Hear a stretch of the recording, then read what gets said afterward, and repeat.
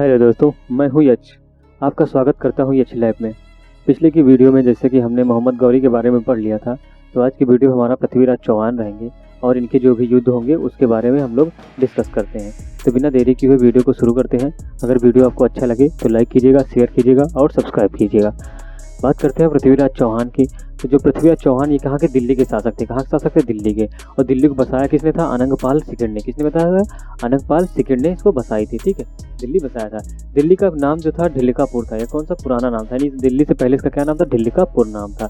ठीक है, अनंगपाल के कोई पुत्र नहीं थे, इसलिए इन्होंने अपना राज पृथ्वीराज चौहान को सौंप दिया था। पृथ्वीराज चौहान को सौंप दिया था। अच्छा, पृथ्वीराज चौहान थे कौन? इनके पुत्री के पुत्र थे, यानी अनंगपाल के क्या थे? पुत्री के पुत्र थे। कौन? पृथ्वीराज चौहान। पृथ्वीराज चौहान के पिता का नाम सोमेश्वर सिंह चौहान था, माता कर्पूर देवी थी। इनका जो भाई था हरिराम था और इनकी प्रेमिका कौन थी? संयोगिता थी। ठीक है दोस्तों, बात करते हैं आगे की। तो इसके बाद क्या? पृथ्वीराज चौहान के तराइन का सीक्रेट प्रथम युद्ध लड़ते हैं। और तराइन का प्रथम युद्ध कब लड़ते हैं? 1191 में। कब लड़ते हैं? 1191। किसके साथ? पृथ्वीराज चौहान vs मोहम्मद गौरी, यानी पृथ्वीराज चौहान मोहम्मद गौरी के साथ तराइन का प्रथम युद्ध 1191 में लड़ते हैं। इस युद्ध में क्या हुआ? गौरी हार गया, पृथ्वीराज चौहान जीत गए थे। ठीक है, उसके बाद इनके क्या थे? एक मित्र थे चंद्रबरदाई पृथ्वीराज के मित्र थे और इन्होंने, ठीक, पृथ्वीराज कौन से वंश से? राज पिथौरा वंश से संबंधित थे। पृथ्वीराज किस वंश से संबंधित थे? राज पिथौरा वंश से संबंधित थे। चंद्रबरदाई की पुस्तक था, पुस्तक का क्या नाम था? पृथ्वीराज रासो। ठीक है, ये पुस्तक, ठीक, पूर्ण नहीं थी और इसको पूर्ण किसने किया? चंद्रबरदाई के एक पुत्र थे जलहड़ ने क्या किया था? पृथ्वीराज रासो को कंप्लीट किया था, यानी इस पुस्तक है इसको संपूर्ण किया था। पूरी इसकी कहानी लिखा था। किसने लिखा था? जलहड़ ने। ठीक है, फिर तराइन का सेकंड युद्ध होता है। ठीक है, और यह युद्ध कब होता है? 1192 में। यह युद्ध कब होता है?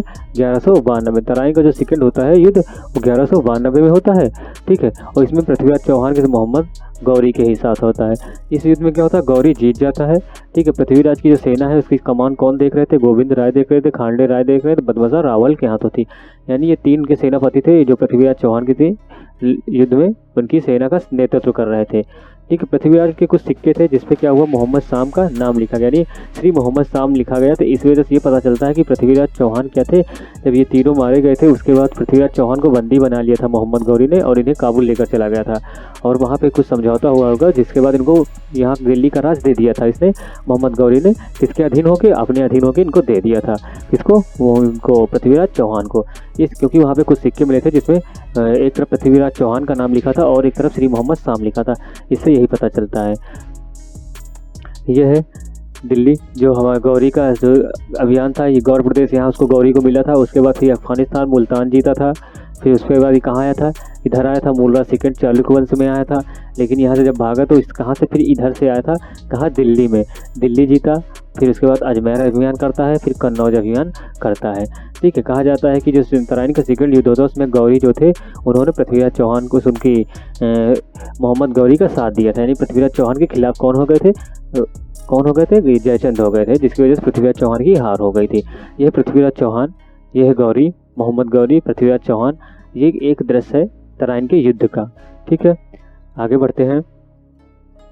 उसके बाद फिर क्या हुआ? चंदावर का युद्ध हुआ। और चंदावर का युद्ध किसके हुआ? 1194 में हुआ, गौरी के साथ और जयचंद के साथ। इसमें भी क्या हुई? गौरी की जीत हुई। ठीक है, जयचंद जो था गढ़वाल वंश था। जयचंद का जो आसनी का किला था उसका जो कोष था वो लूटा गया था। किस युद्ध में लूटा गया था? चंदावर के युद्ध में। मोइनुद्दीन चिश्ती तराइन के तितरी युद्ध में मोहम्मद गौरी के साथ आए थे और जो सूफीवाद के प्रवर्तक थे। मोइनुद्दीन चिश्ती कौन थे? सूफीवाद संत थे। ठीक है, और ये किसके साथ आए थे? मोहम्मद गौरी के साथ आए थे। तराइन के सेकंड युद्ध में आए थे। चिश्ती की जो अजमेर है राजस्थान में रहा करते थे। चिश्ती कहाँ रहता है? अजमेर राजस्थान में रहा करते थे। अजमेर में इनकी दरगाह है अजमेर शरीफ के नाम से। मोइनुद्दीन चिश्ती की दरगाह कहाँ पे है? अजमेर में है। ठीक है, किस नाम से? अजमेर शरीफ के नाम से। मोहम्मद गौरी ने चंदावर के युद्ध के बाद लक्ष्मी देवी और नंदी के सिक्के चलाए थे। किसके सिक्के चलाए थे? लक्ष्मी देवी और नंदी के सिक्के चलाए थे। कौन चलाया था? गौरी चलाया था चंदावर के युद्ध के बाद।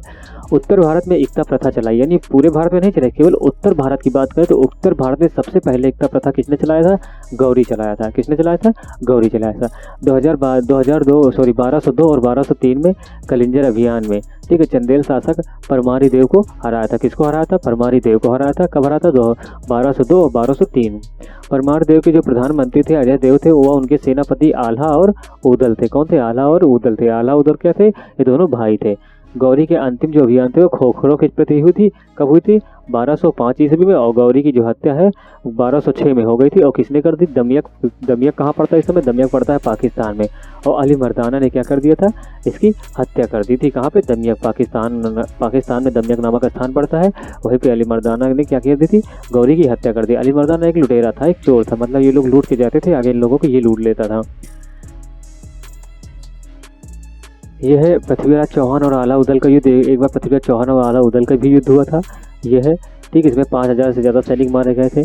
ठीक है, ये हैं उदल, ये हैं आला। ठीक है, ये दोनों भाई हैं। ठीक है, एक लोग घोड़े पे सवार रहते थे, एक हाथी युद्ध किया करते। दोनों क्या थे? सेनापति थे। किसके थे? परमारी देव के थे। किसके थे? परमारी देव के थे। ठीक है, उसके बाद हम गौरी के कुछ दास की बात कर लेते हैं। इनका एक दास था यलदौज, जिसको क्या है, जिसका गजनी का प्रदेश मिला। यलदौज कौन सा प्रदेश मिला? गजनी का। यानी गौरी के मृत्यु होने के बाद उसके जो उसने राज्य जीता था, उनके कुछ गुलाम थे जो दास थे, उन्होंने आपस में बांट लिया था। यलदौज ने गजनी का ले लिया था। वो कौन था? ऐबक का ससुर भी था। यानी जो यलदौज था वो ऐबक का ससुर भी था। उसके बाद कुबाचा की बात करते। कुबाचा को सिंध मिल गया था, मुल्तान, काबुल, कंधार का क्षेत्र, यानी सिंध में पड़ता था। मुल्तान, काबुल, जो कंधार का क्षेत्र है, किसको मिल गया था? मिल गया था कुबाचा को। ठीक है, और जो कुबाचा था, कुबाचा कौन था? ये ऐबक का बहनोई था। ऐबक का कौन था? बहनोई था। और जो ऐबक था, ऐबक को कौन सा मिला? ये दिल्ली और लाहौर मिला गया था। दिल्ली और, क्योंकि ये लास्ट अभियान के समय ये गौरी के साथ था, तो इसलिए इसको दिल्ली और कौन मिल गया था? लाहौर मिल गया था। फिर बख्तियार खिलजी की बात करते, इसको बंगाल और बिहार का क्षेत्र मिल गया था। कौन सा क्षेत्र? बंगाल और बिहार का क्षेत्र मिल गया था। जो ऐबक था, इसने देखिए सबके साथ कुछ ना कुछ संबंध बना के अपने राज को सुरक्षित कर रखा था। उसके बाद गौरी के समय कुछ विद्वान थे, जैसे फरुखुद्दीन राजी थे, नजामी उर्जू थे। ठीक है, ये कुछ लोग क्या थे? विद्वान थे। किसके समय? गौरी के समय के। कौन थे? फरुखुद्दीन राजी, नजामी उर्जी थे। ठीक है, बख्तियार खिलजी ने कुछ विश्वविद्यालय नष्ट किए थे। कौन सा है? नालंदा विश्वविद्यालय, जो कि बिहार में पड़ता है, 1199 1200 के बीच में नष्ट कर दिया था। विक्रमशिला विश्वविद्यालय, जो कि पंजाब में पड़ता है, और उदंतापुरी विश्वविद्यालय, जो कि बिहार में पड़ता है। बख्तियार खिलजी पहले गौरी का और बाद में ऐबक का भी सेनापति बना। ठीक है, यानी बख्तियारी खिलजी था, पहले गौरी का सेनापति था, बाद में किसका? ऐबक का भी सेनापति बना था। कौन? बख्तियार खिलजी की बात कर रहा हूँ। यह है नालंदा विश्वविद्यालय। ठीक है, ये नालंदा विश्वविद्यालय की दृश्य है। ये विक्रमशिला है। ठीक है, ये विक्रमशिला है, ये नालंदा विश्वविद्यालय है। ये उदंतापुरी है। कौन सा विश्वविद्यालय है? उदंतापुरी है। ठीक है, ये उदंतापुरी विश्वविद्यालय है। ये मैप में है, जो भी अपने देश में विश्वविद्यालय थे, क्योंकि इंपॉर्टेंट चीज थी। ठीक है, ठीक है, ठीक है दोस्तों, आज के लिए इतना ही। अगर वीडियो आपको अच्छा लगा हो तो लाइक कीजिएगा, शेयर कीजिएगा और सब्सक्राइब कीजिएगा। नेक्स्ट वीडियो में हम दिल्ली सल्तनत पढ़ेंगे। दिल्ली सल्तनत में हम सबसे पहले गुलाम वंश की बात करेंगे, और उसके बाद हम फिर धीरे धीरे गुलाम वंश, खिलजी वंश, तुगलक वंश और सैयद और लोधी वंश को एक एक करके हम सभी लोग पढ़ेंगे। तो ठीक है दोस्तों, आज के लिए इतना ही। अगर वीडियो आपको अच्छा लगे तो लाइक कीजिएगा, शेयर कीजिएगा और सब्सक्राइब कीजिएगा।